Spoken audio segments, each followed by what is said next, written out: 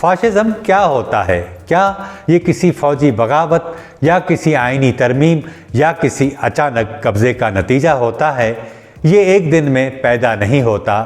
Fascism ایک ذہنی کیفیت ہے جو آہستہ آہستہ معاشرے پر حاوی ہوتی ہے، اور جب تک یہ نام زبان پر چڑھتا ہے، نظام بن چکا ہوتا ہے، اس کی ابتدا ہمیشہ بحران سے ہوتی ہے۔ جب ایک معاشرہ معاشی دباؤ، سیاسی عدم استحکام اور اجتماعی مایوسی کا شکار ہو جائے، جب لوگ سیاست سے بدظن ہو جائیں، جب جمہوری عمل سست، پیچیدہ اور بے اثر محسوس ہونے لگے، تو عوام کے ذہنوں میں ایک خطرناک خواہش جنم لیتی ہے۔ نظم و ضبط چاہیے، بے شک اس کی قیمت آزادی ہی کیوں نہ ہو۔